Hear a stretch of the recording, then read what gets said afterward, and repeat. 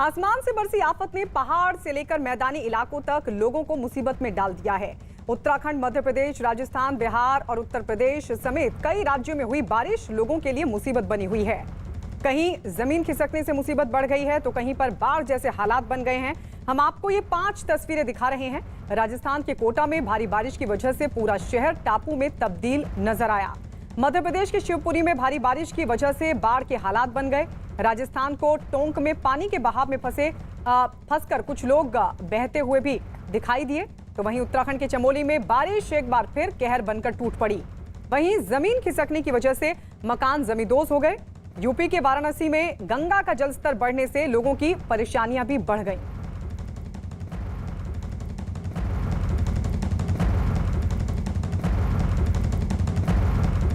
उधर दिल्ली में भारी बारिश की वजह से कुछ देर के लिए ऐसा लगा कि मानो रात हो गई हो।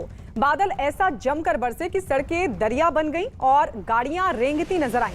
जगह जगह एक बार फिर पानी भर गया, जिसने गाड़ियों की रफ्तार पर ब्रेक लगा दी। कई जगहों पर घुटनों तक पानी भर गया, जिससे लोगों का पैदल चलना भी मुश्किल हो गया। पानी पानी हुई राजधानी से एक हैरान कर देने वाली तस्वीर भी सामने आई। भारी बारिश की वजह से कुछ गाड़ियां आपस में टकरा गईं। हालांकि गनीमत ये रही कि किसी को चोट नहीं आई।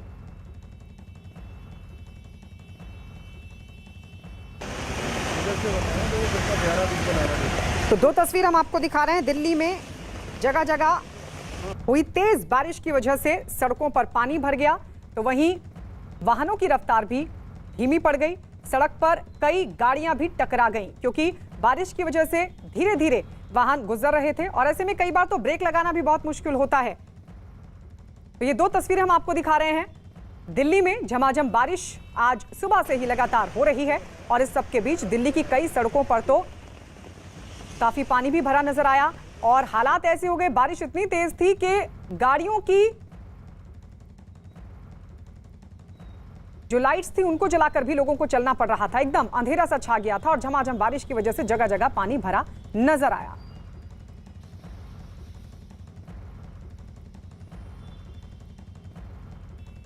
उधर राजस्थान के कोटा में बारिश की वजह से हालात बिगड़ गए। बताया जा रहा है कि शहर की सड़कों पर आए सैलाब ने पूरे शहर को डुबो दिया और ये तस्वीर भी हम आपको दिखा रहे हैं। दुकान, मकान सब सैलाब में डूबे नजर आए। जहां तक भी नजर गई वहां तक सिर्फ और सिर्फ पानी ही पानी दिखाई दे रहा है। सड़क पर पैदल चलना मुश्किल हो गया है और इस दौरान जो लोग मजबूरी में घरों से निकले भी वो गर्दन तक पानी में डूबकर आगे बढ़ने को मजबूर नजर आए।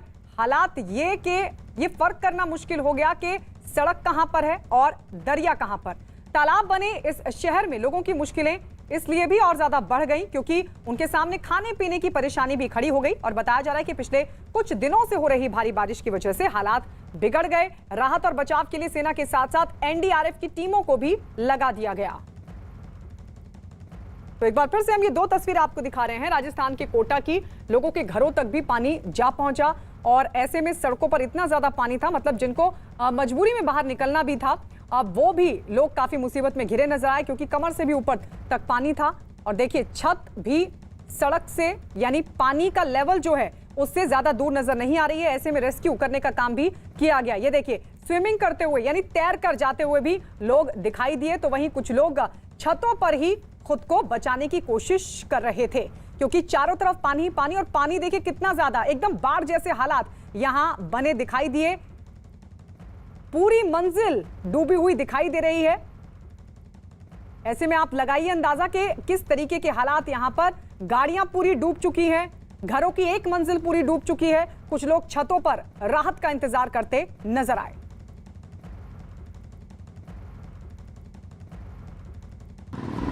राजस्थान के कोटा डिवीज़न में आई बाढ़ की एक बड़ी वजह चंबल और उसकी सहायक नदियों में आए उफान।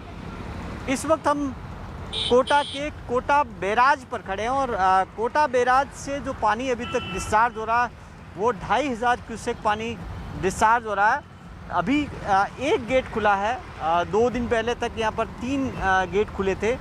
अब डिस्चार्ज कुछ कम हुआ है, लेकिन ये जो पानी का डिस्चार्ज है, जैसे ही कोटा बैराज से पानी का डिस्चार्ज बढ़ता है यानी कि जो मध्य प्रदेश से जो चंबल नदी आती है उसमें चंबल में उफान के बाद में मध्य प्रदेश के गांधी सागर डैम के गेट जैसे ही खोले जाते हैं उसके बाद में जवाहर सागर होते हुए यहाँ कोटा बैराज तक पानी पहुँचता है, और उसके बाद में जितना पानी चंबल में कोटा बैराज से छोड़ा जाएगा उतना ही ये जो आसपास की सहायक नदियाँ उनमें उफान आएगा।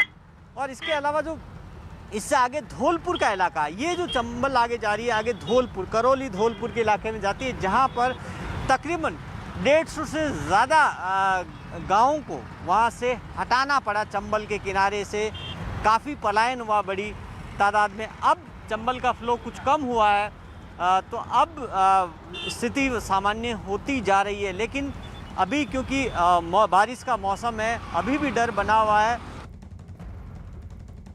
और इस बीच आपको बता दें कि लोकसभा अध्यक्ष ओम बिरला ने राजस्थान के कुछ जिलों में आई बाढ़ के हालात पर अधिकारियों के साथ एक बैठक की और प्रभावित लोगों तक हर जरूरी मदद पहुंचाए जाने के निर्देश भी दिए। इसके साथ ही ओम बिरला आज फिर बाढ़ प्रभावित इलाकों का दौरा कर रहे हैं। न्यूज 18 के भवानी सिंह की खबर के मुताबिक कोटा में भारी बारिश के बाद आई बाढ़ में अब तक 27 लोगों की मौत हो चुकी है, तो वहीं आसमान से बरसी इस आफत की चपेट में आने से कई मकान भी तबाह हो गए। लोकसभा अध्यक्ष ओम बिरला लगातार बाढ़ प्रभावित इलाकों का दौरा कर रहे हैं। कल से आज तक आज फिर दौरे पे जा रहे हैं। आप कल सांगोद गए थे और जैसी स्थिति थी आपने कोशिश की थी कि हेलीकॉप्टर से स्थिति दिखाए, रेस्क्यू कल किया गया। काफ़ी प्रभावित इलाका काफ़ी है। पूरे संभाग के अंदर अतिवृष्टि के कारण अधिकतम खेतों में देखा कि फसलें खराब चुकी, पानी भरा हुआ था। जब मैं बाई रोड चला तो वहाँ देखा कि कई गाँव के अंदर गया तो वहाँ पर मकान टूटे हुए थे, कच्चे मकान टूटे हुए थे, पक्के मकान भी टूटे। इस अतिवृष्टि के कारण किसान और गरीब का बहुत नुकसान हुआ है। मैंने केंद्र और राज्य सरकार से बात की है कि हम किस तरीके से इस आपदा के समय उनके साथ खड़े हो सकते हैं, कैसे उनको तुरंत मदद कर सकते हैं। सरकार भी मदद करेगी, जनसहयोग से मदद करेंगे। आपदा के समय हम उनके साथ खड़े हैं। खासतौर पे इटावा में हम घूमे थे, मकान लोगों का जो पानी से बहाव से मकान बिल्कुल चले गए, लोग सड़क पे आ गए। मकान बड़ी संख्या के अंदर गिरे हैं। जो अभी सर्वे आया 4000 मकान करीबन, जिला कलेक्टर ने सर्वे बताया कि इटावा में 4000 मकान गिरे हैं। पूरे संभाग में बड़ी संख्या में मकान गिरे हैं। इसलिए मैंने आग्रह किया है कि मकान का मुआवजा तुरंत मिले, तुरंत सर्वे हो, ताकि वो अपना मकान बनाकर सामान्य जीवन जी सके। जहाँ पर सरकार मकान नहीं बना पाएगी, हमने पिछली बार भी जनसहयोग से बनाया था, इस बार भी जनसहयोग से उनको छप्पर दिलाएंगे ताकि वो सामान्य जिंदगी जी सके।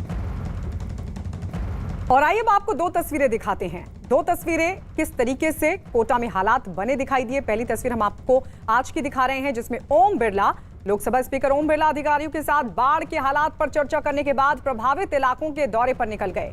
वहीं दूसरी तस्वीर कल की है, जिसमें लोकसभा अध्यक्ष ओम बिरला ने कोटा में बाढ़ प्रभावित इलाकों का दौरा किया था और हर संभव मदद का भरोसा दिया था। तो बाढ़ पर बैठक और दौरा, दो तस्वीरें हम आपको दिखा रहे हैं, क्योंकि हालात लगातार कोटा में बाढ़ की वजह से बिगड़े हुए हैं। एक तरफ प्रशासन की तरफ से रेस्क्यू करने की कोशिश भी हो रही है और ये सीधी तस्वीर हम आपको दिखा रहे हैं। देखिए, बाढ़ पर बैठक अधिकारियों के साथ लोकसभा अध्यक्ष ओम बिरला की तरफ से अधिकारियों से उन्होंने जानकारी ली कि कौन कौन से इलाके ज्यादा प्रभावित हैं। हालांकि कल उनकी तरफ से खुद हवाई दौरा भी किया गया था और अब ये लाइव तस्वीर हम आपको दिखा रहे हैं। एक बार फिर से उन इलाकों तक पहुंचे हैं, क्योंकि जिस तरीके से जबरदस्त बारिश हुई है और उसके बाद जो हालात बने हैं कोटा में, वहां पर कई जगहों पर तो मकान भी पूरी तरीके से तबाह हो चुके हैं। और ऐसे में अब उन इलाकों का दौरा करने के लिए लोकसभा अध्यक्ष ओम बिरला पहुंचे हैं। कल भी उनकी तरफ से दौरा किया गया था, कल उन्होंने हवाई दौरा भी किया था और देखा था कि कौन कौन से इलाके इस वक्त पानी की चपेट में है, बाढ़ की चपेट में है। और इसके अलावा उनकी तरफ से नाव में बैठकर भी उन इलाकों का निरीक्षण किया गया था, देखा गया था कि किस तरीके के हालात हैं, लोगों तक क्या राहत पहुंच पा रही है। और इस बीच वो जहां मकानों को पहुंचा है नुकसान, वहां पर भी देखने के लिए पहुंचे हुए हैं। कोटा के सांगोद इलाके की अगर बात की जाए तो यहां बाढ़ से हालात बेकाबू हो गए और यहां सैलाब में फंसे लोगों को सुरक्षित ठिकानों तक पहुंचाने के लिए एनडीआरएफ की टीम ने एड़ी चोटी का जोर लगा दिया है। इलाके में सैकड़ों ऐसे लोग हैं जो भारी बारिश और बाढ़ की वजह से टापुओं में फंसे हुए हैं। इन सभी को निकालने के लिए मोटर बोट का इस्तेमाल किया जा रहा है। प्रचंड लहरों के बीच यहां जिंदगी बचाना हरगिज आसान नहीं है। बावजूद इसके एनडीआरएफ की टीम अपनी जान दांव पर लगाकर लोगों की जिंदगी बचाने में जुटी हुई है। लगातार 8 दिनों से हो रही बारिश ने सांगोद कस्बे को उजाड़ कर रख दिया है। महज 3 घंटे के अंदर ही नदी में आए उफान ने पूरी आबादी को अपने शिकंजे में ले लिया। कई इलाकों में 6 से 7 फीट तक लबालब पानी भरा हुआ है। तो ये देखिए रेस्क्यू टीम, और बहुत मुश्किल होता है। देखिए इतनी तेज रफ्तार से जब पानी बहता है और पानी का लेवल भी आप सोचिए बहुत ज्यादा होता है बाढ़ के इस हालात में। ऐसे में प्रशासन की जो रेस्क्यू टीम है उसको भी कहीं ना कहीं खतरा होता है, उनकी जान को भी खतरा होता है। बहुत मुश्किल होता है लोगों को एक जगह से दूसरी जगह तक इस तरीके से नाव में बिठाकर सुरक्षित जगहों तक ले जाना। लेकिन बावजूद इसके जो एनडीआरएफ की टीम है वो अपनी जान को दांव पर लगाकर चुनौतियों का सामना करते हुए उन जगहों तक पहुंच रही है जहां लोगों को राहत की जरूरत है, जहां लोगों को रेस्क्यू किया जाना है और लोगों को रेस्क्यू करने का ये काम किया जा रहा है।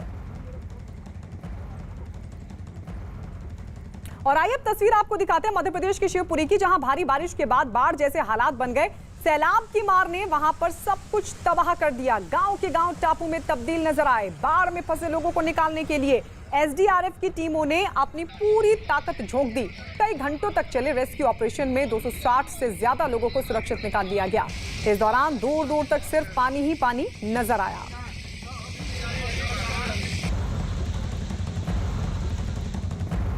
उत्तराखंड के चमोली में भारी बारिश के बीच कई जगहों से जमीन खिसकने की घटनाएं भी सामने आ रही हैं। ये देखिए चमोली में जोशीमठ सेलंग के पास जमीन खिसकने से एक मकान जमींदोज हो गया। इतना ही नहीं, वहां के पास के ही होटल में एक हिस्से को भी पहुंचा है जबरदस्त नुकसान। ऐसे में आशंका ये कि होटल की कभी धराशायी ये होटल हो सकता है। जमीन खिसकने के बाद मकान में दरारें आ गई थी और इसके बाद वो धराशायी हो गया। ये तस्वीरें हम आपको दिखा रहे हैं। देखिए किस तरीके से देखते ही देखते एक मकान धराशायी हो गया। और बड़ी बात यह है कि ये भी कहा जा रहा है कि आसपास जो इमारतें हैं वो भी जाहिर तौर पर अब खतरे की जद में है, क्योंकि खतरा उन पर भी है। तो ये तस्वीरें हम आपको दिखा रहे हैं किस तरीके से जमीन खिसकने की घटनाएं भी लगातार सामने आ रही हैं।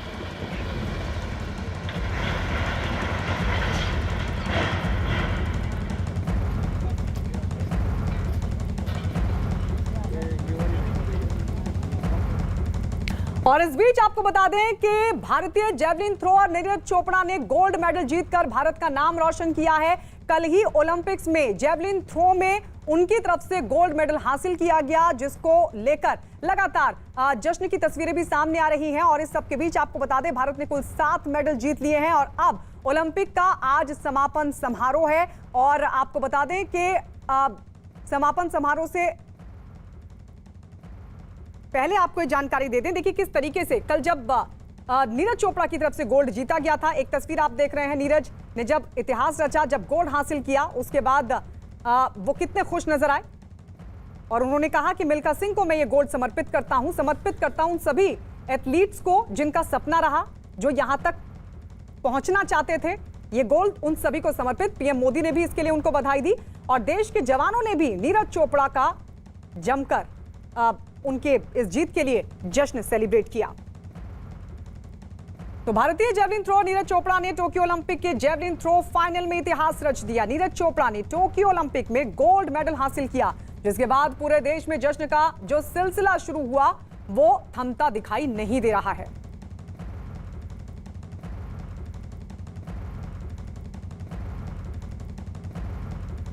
तो नीरज चोपड़ा ने 87.58 मीटर की दूरी तय करते हुए गोल्ड पर जमाया कब्जा। क्वालिफिकेशन राउंड में भी नीरज अपने ग्रुप में टॉप पर रहे थे। आपको बता दें 2008 बीजिंग ओलंपिक के बाद यह भारत का पहला गोल्ड मेडल है।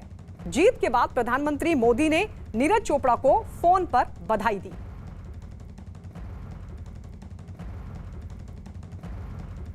नीरज चोपड़ा के भाला फेंक में गोल्ड जीतने पर उनके परिवार के बाकी सदस्यों ने भी जताई खुशी और नीरज चोपड़ा को क्या पसंद है वो भी बताया। नीरज अब गोल्ड लेकर आ गए, शादी वादी का क्या सीन है, उनका क्या प्लान है आगे? रिश्ते आ रहे होंगे पहले से, जाहिर सी बात है, और अब क्या आगे रिश्ते का तो ये है जी, अगर शादी के लिए नीरज से बात की जाएगी। अच्छा। अगर मान लो नीरज तैयार है तो परिवार भी तैयार है, वरना अगर आगे उनकी शायद एक डायमंड लीग और वर्ल्ड चैंपियनशिप है, अगर वो खेलना चाहेंगे और आगे करना चाहेंगे करियर तो पर फोकस हाँ करना बिल्कुल करियर पर फोकस करना चाहेंगे तो परिवार उनके साथ है। अच्छा ये बताइए, उनको चूरमा बहुत पसंद है, चूरमा शायद बनना है, एक बार दिखाइए जरा, किचन में आइए हमारे साथ। जी देखिए यहाँ पर मैं उनकी किचन आपको दिखाना चाहता हूँ। यहाँ किचन में काम हो रहा है, देखिए जो किचन है ठीक ठाक बड़ी है। यहाँ पर ये चूरमा भी आप बना रहे थे, ये देखिए। आपको मैं बता दूं, दरअसल चूरमा बेहद पसंद है नीरज को। उनकी मम्मी ने कल बताया कि वो इस बार तो नहीं रुकने वाला है, साल भर से उन्होंने चूरमा नहीं खाया है। देखिए ये चूरमा किस तरह से बनाया जाता है वो हम आपको बताते हैं। आप पहले ये बताइए, अपना नाम बताइए और आप नीरज के क्या लगते हैं? ताई लगती ताई हैं आप नीरज हाँ, की? अच्छा। गुड्डी नाम है। तो ये बताइए ताई जी, ये क्या चूरमा बना रही हैं आप? चूरमा बनाया अपने बेटे के लिए। अच्छा, आस ला रहे भी आएगा और चूरमा खिलाएंगे अपने बेटे को। ये बताइए चूरमा बनता कैसे है और ये क्या है, कैसे बनाते हैं आप इसे? घी डाल कर, हाँ। रोटी डाल कर, बूरा डाल कर, अच्छा हाँ और ज्यादा डाल कर बेटे को ताकत मिले घी के लिए। ठीक है। हाँ तो अब उनकी मम्मी बता रही थी 1 साल से तो खाया नहीं है, अब तो वो रुकेंगे नहीं, पहले सबसे पहले ये चूरमा तो पेश किया जाएगा। पहले उसका आंधे चूरमा खिलाएंगे। हाँ पहले उसकी यही है तमन्ना, मम्मी चूरमा बनाइयो ताई जी। अच्छा बेटा तेरे को तो देंगे। देखिए ये ताई जी चूरमा बनाएंगी और उनकी घर में दूसरे जो सदस्य हैं वो भी यहाँ पर काम कर रहे हैं। देखिए इनसे बात करते हैं। आप बताइए आपका क्या नाम है और आप क्या लगते हैं उनके? मैं नीरज की बहन हूँ। अच्छा, नीरज की बहन है। हाँ जी। आप भाई को चूरमा पसंद है, अभी उसकी तैयारी जी चल रही है? बिल्कुल, हाँ उसी की तैयारी चल रही है यहाँ पे। अच्छा, कितनी खुश हैं भाई की इस कामयाबी पर? पूरा देश दुनिया सलाम कर रही है नीरज वो को। हम बयान नहीं कर सकते इतनी खुशी है हमें। अच्छा, हाँ जी।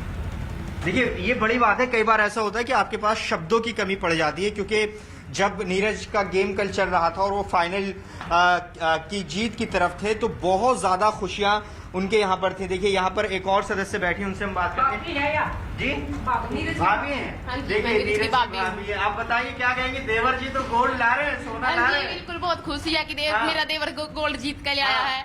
एक देश के लिए इनाम कमाया है कि हमारा हाँ। देश विश्व में पहले नंबर पे आया है। अच्छा। हाँ जी। अच्छा, देवर और भाभी की बॉन्डिंग होती है एक? हाँ जी, बहुत कम हुई है, मतलब हाँ। शादी हुई थी तभी वो पहला उसमें जीत गया था, अच्छा। फर्स्ट प्राइज जीता था उस टाइम। तो देवरानी कब आ रही है आपकी? देवरानी तो अभी तो मना कर रहे हैं अभी शादी के मना कर रहे लिए। हैं? हाँ क्या कह रहे हैं? ये कह रहे हैं कि मतलब पहला ओलंपिक के बाद सोचेंगे, ओलंपिक हो चुका है अब सोचेंगे कि वो कब होगी। मतलब अब तो देखना पड़ेगा अब। हाँ जी बिल्कुल। अच्छा, टोक्यो में गोल्ड जीतने वाले नीरज चोपड़ा के लिए हरियाणा सरकार का क्या ऑफर है, इसकी जानकारी दी राज्य के मुख्यमंत्री मनोहर लाल खट्टर ने। हरियाणा के मुख्यमंत्री मनोहर लाल इस वक्त मेरे साथ हैं।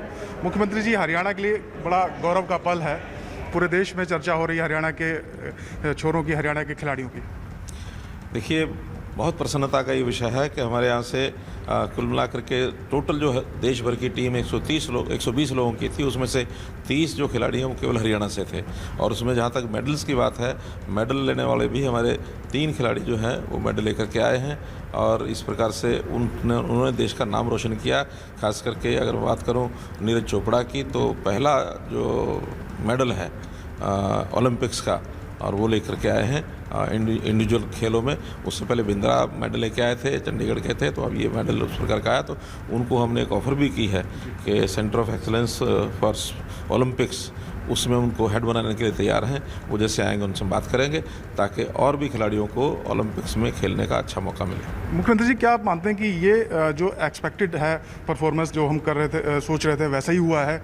और जो आपने पॉलिसीज़ की बात करें, रिवार्ड्स की बात करें, उन्हीं का नतीजा है कि 3 इंडिविजुअल मेडल्स अकेले हरियाणा के हैं पूरे देश में? देखिए एक्सपेक्टेशंस तो हमेशा हाई होनी चाहिए और उसमें चूँकि अब पहली बार एक इस प्रकार का करिश्मा हुआ कि 7 मेडल देश भर में आए हैं, इससे पहले 7 कभी नहीं आए, तो मेडल की संख्या उस नाते संतोषजनक भी है। लेकिन और ज़्यादा आते तो हमको और ज़्यादा खुशी होती। आगे हम तैयारी करेंगे कि दुनिया के जो बड़े बड़े देश हैं उन देशों में हमारे देश का नाम, भारतवर्ष का नाम उनके मुकाबले में कहीं नज़दीक पहुंच सके। उसमें हरियाणा जो है अपनी मेहनत करके और अपना योगदान पूरा करेगा।